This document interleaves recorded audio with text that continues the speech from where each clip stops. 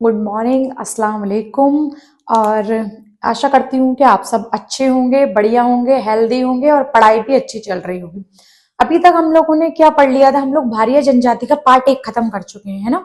अब ये जो मैं क्लास लेने वाली हूँ वो है पार्ट 2 भारिया जनजाति का। क्लास शुरू करने से पहले मैं आप सबसे कहना चाहती हूँ कि आप सबका थैंक यू सो मच। आपके सपोर्ट से आज हमारे पूरे 500 सब्सक्राइबर हो चुके हैं। और भी अगर आपको मेरी वीडियोस अच्छी लगती हैं और भी जो लोग नए हैं जो मेरी वीडियोस देख रहे हैं तो प्लीज पहले चैनल को सब्सक्राइब करें और वीडियो अच्छी लगे तो वीडियो को लाइक करें। तो हम लोग क्या पढ़ रहे हैं? कम टू द पॉइंट, हम पढ़ रहे हैं भारिया जनजाति। भारिया जनजाति में हमने क्या पार्ट 1 खत्म कर लिया था।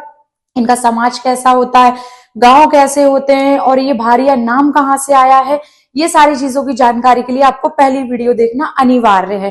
तो हम लोग क्या कर रहे हैं अब दूसरी वीडियो में हमें क्या क्या पढ़ना है? इनकी सामाजिक संरचना एवं व्यवस्था। नेक्स्ट हम देखेंगे इनका खाना पीना, भोजन कैसा होता है वो देखेंगे।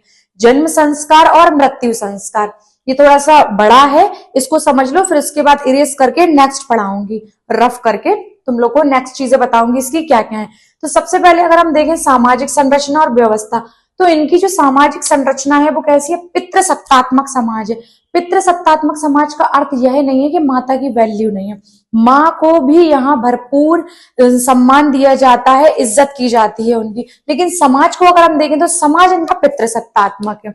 उसके बाद रसेल और हीरालाल के अनुसार ये पुराण पंथी हैं, पुरानी चीजों को आज भी ये लोग अपनी आगे बढ़ा रहे हैं, तो ये पुराण पंथी है।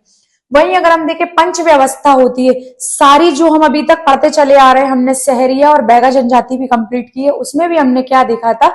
एक चीज कॉमन थी कि पंच व्यवस्था। वही तो इनका समाज है, किस तरीके से न्याय होना है, गलत चीजें हो रही हैं तो उनको कैसे रोकना, और पंच का निर्णय अंतिम निर्णय होता है ना। तो उनकी जो समाज व्यवस्था बैठेगी तो वो हर एक की कैसी बैठेगी? सबकी पंच व्यवस्था के अकॉर्डिंग बैठेगी। तो हम लोग इनके पंचों को समझेंगे।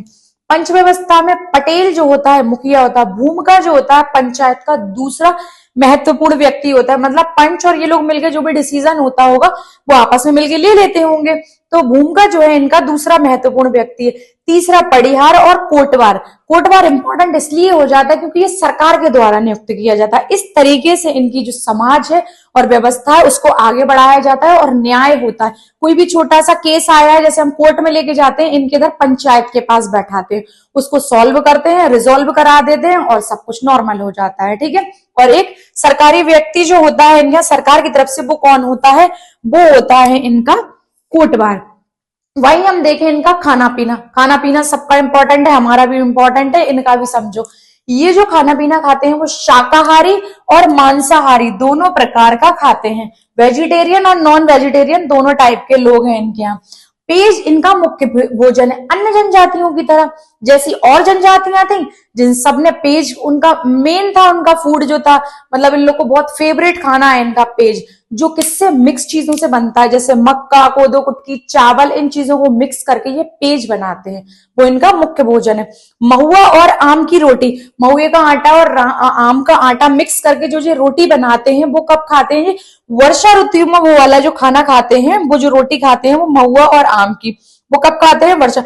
ठेडरा इनका क्या होता है? मीठी रोटी होती है जो महुए के फल और ज्वार के आटे को मिक्स करके खाई जाती है, हेल्दी होती होगी, ये लोग खाते हैं। तो वैसे भी ज्वार वगैरह का आटा तो बहुत अच्छा होता है, मक्के का, ज्वार का, वो हमें भी खाना चाहिए।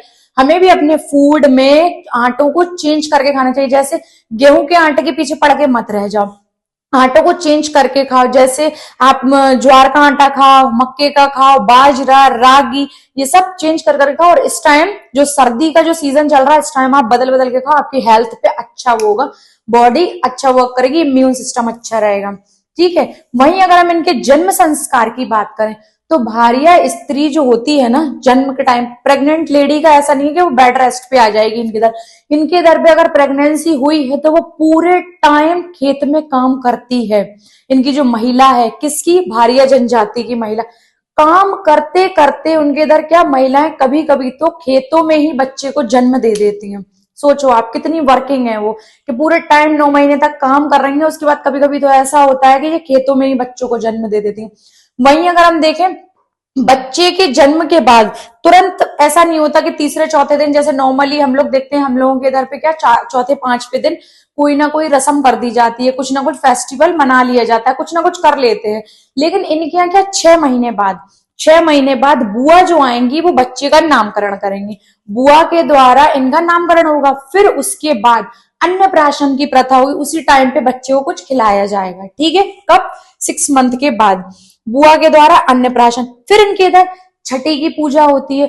छठी की पूजा के बाद सारी महिलाएं मिलकर जच्चा गीत गाती हैं, ठीक है। महिलाएं जच्चा गीत गाती हैं, जिससे जच्चा माता है वो प्रसन्न होती हैं और बच्चे के भविष्य के लिए ये लोग अच्छा मानते हैं। ये इनकी एक प्रथा है, जब बच्चा होता है तो उस टाइम पे ये सारे स्टेप फॉलो करते हैं ये लोग, है ना। समझ में आ रही है बात? अपन ने क्या पढ़ रहे हैं? अपन भारिया जनजाति, उनके जो जो चीजें होती हैं, जो उनकी उन चीजों को हम लोग जन्म संस्कार, मृत्यु संस्कार, खाना पीना इनका कैसा है, बहुत आसान सी चीजें हैं।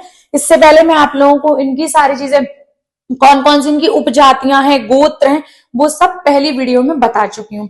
नेक्स्ट अपन देखें इनका क्या हो गया, जन्म संस्कार कंप्लीट। अब यहाँ मृत्यु संस्कार। मृत्यु संस्कार में इनके यहाँ ऐसा है, दफनाया भी जाता है और इनके इधर पे क्या, जलाया भी जाता है। नॉर्मली जो होता है उनको दफना देते हैं, जो नॉर्मल इंसान है। लेकिन अत्याधिक एज वाला, बहुत ज्यादा ओवर एज वाला व्यक्ति की अगर डेथ होती है, या फिर इनके समाज में बहुत सम्माननीय व्यक्ति था, जो अच्छा सम्मान वाला इन सबको उपदेश देता था, या जैसी भी इनकी वो उसके हिसाब से सम्मान देता हो, उस व्यक्ति को ये लोग जलाते हैं, ठीक है। और क्या करते हैं ये लोग, जलाने के बाद सम्मानीय व्यक्ति को और किसको, अधिक आयु वाले को। मरने के बाद जैसे कोई व्यक्ति इनके इधर मर जाता है तो उसको लिटाकर सारे घर के लोग जो रिश्तेदार होते हैं उसके मुंह में पैसे डालते हैं, ठीक है। एक प्रथा इनके इधर एक ये होती है। दूसरी प्रथा इनके इधर क्या होती है, बेरी का जो पेड़ होता है, बेरी के पेड़ की एक कोई मतलब पेड़ थोड़ा सा, उसके पत्ते वत्ते लाकर या लकड़ियों को लाकर डाल देते हैं, उसके ऊपर पत्थर डाल देते हैं, पत्थर रख देते हैं। उस पत्थर के ऊपर पैर रख रख के सारे व्यक्ति क्या होते हैं, मृत्यु संस्कार में शामिल होते जाते हैं, है ना। तो ये भी इनकी एक क्या है, प्रथा है, जिसको कांटा लगना प्रथा कहते हैं। पहले इनने बेरी का पेड़ पटका, बेरी के पेड़ के कुछ पत्ते वत्ते पटक लिए, फिर उसके ऊपर एक पत्थर रखा, उस पत्थर के ऊपर पैर रख रख के नाक नाक के दूसरी साइड जा रहे हैं, उस प्रथा को कांटा लगना प्रथा कहते हैं, ठीक है।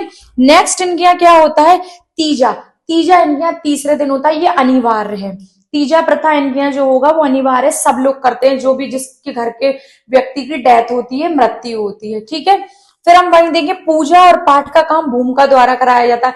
किसी के मरने के बाद पूजा पाठ भी होती है घरों में, तो उसको कराएगा कौन, पंडित जो होता है इनका, वो भूमिका होता है। स्मृति चिन्ह इनका चौतरा, मतलब चौतरा बना दिया स्मृति चिन्ह के रूप में, एकदम साधारण मिट्टी का बनाते हैं, कोई रंग वंग नहीं करते, उसको डेकोरेट नहीं करते, सिंपल सा मिट्टी से बना दिया जाता है और पत्थरों के द्वारा।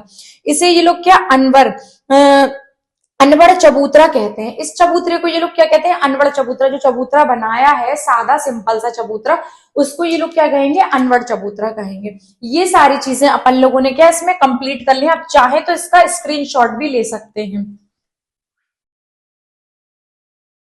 अब क्या देख रहे हैं हम लोग, इनकी विवाह पद्धति को समझने का ट्राई करते हैं। विवाह पद्धति में क्या है, विवाह पद्धति में इनके यहाँ क्या है, एक तो बहु प्रथा विवाह कर सकते हैं, मतलब एक से ज्यादा शादियां इनके यहाँ की जा सकती हैं। ऐसा नहीं है कि बस एक शादी हो गई, बहु विवाह प्रथा इनके यहाँ है, शामिल है इनके अंदर। समगोत्री विवाह नहीं कर सकते, तुम भी सेम गोत्र के, लड़की भी सेम गोत्र की, तो भैया इनके यहाँ फिर शादी नहीं होने वाली है। सेम गोत्र में विवाह कैंसिल, नहीं करेंगे शादी, बाय बाय कर देंगे ऐसे में।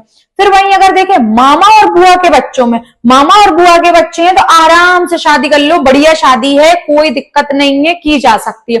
वहीं अगर हम इनके दर पे देखें तो 4 पद्धति हैं जो विवाह की, जो बहुत प्रचलित है इनके।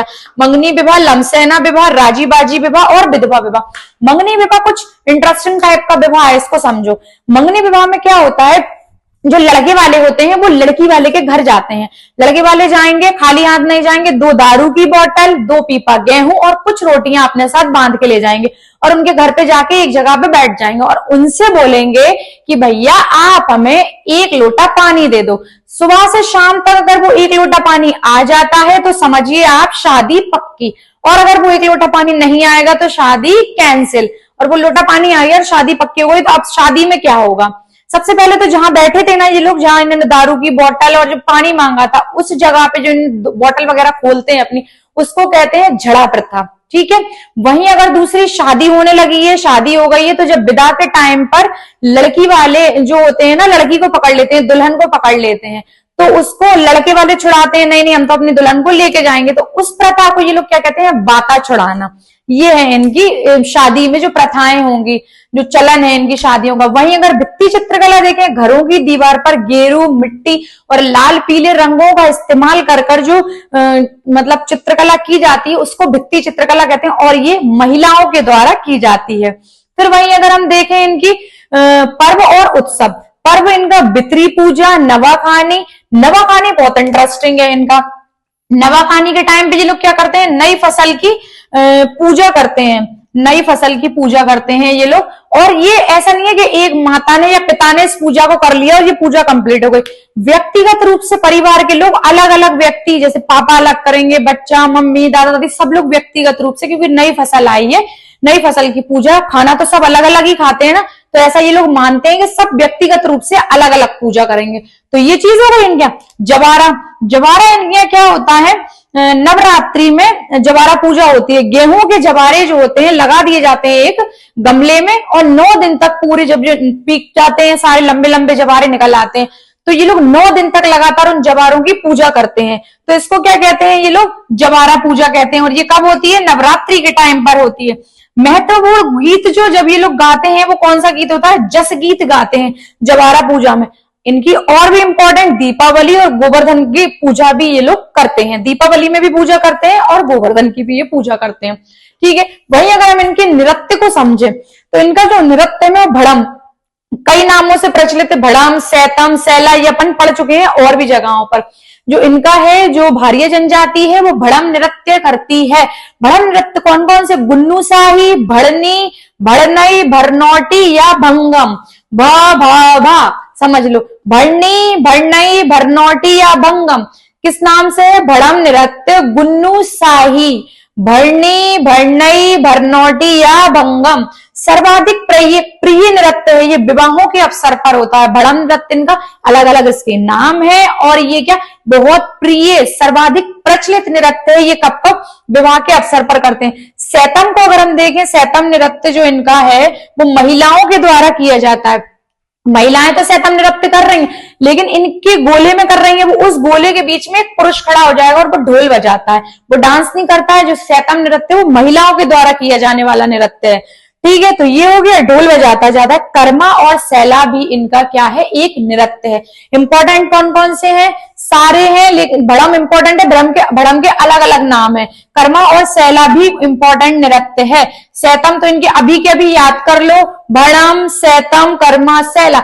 भड़म के अलग अलग नाम, गुन्नू शाही, भड़नी, भड़नई, भरनौटी या भंगम। ये सारे क्या है, वर्णम बहुत प्रचलित नृत्य है। अगर हम वहीं इनकी गायन की शैली देखें, तो इनके एज इट इज नाम याद करने हैं। उपजन, भाबर, मंडप, मटिया, कर्मा। कर्मा डांस भी है और गाना भी है, सॉन्ग भी है। सुआ, और जब ये गाना गाते हैं तो प्रमुख वाद्य यंत्र ढोल का इस्तेमाल करते हैं। ये किसका, ढोल का इस्तेमाल करते हैं, ठीक है। भाषा की अगर बात करें तो भरनौटी और भारियाओ इनकी क्या है, भाषाएं इंपॉर्टेंट। अपन ने लगभग भारिया जनजाति 2 वीडियोस में कंप्लीट कर लिए। 1-2 पॉइंट भारिया जनजाति के और रह गए हैं, तो वो अपन 3rd वीडियो में कर लेंगे, और इसके रिलेटेड 20-25 क्वेश्चन भी लगा लेंगे। तो आपको ये समझ में आ जाएगा कि जो हम लोगों ने पढ़ा है वो हम अपने सही डायरेक्शन में पढ़ा है या नहीं। आपको वीडियोस अच्छी लगी हैं तो प्लीज चैनल को सब्सक्राइब करें और वीडियो को लाइक करें, जो नए लोग वीडियो देख रहे हैं। Thank you.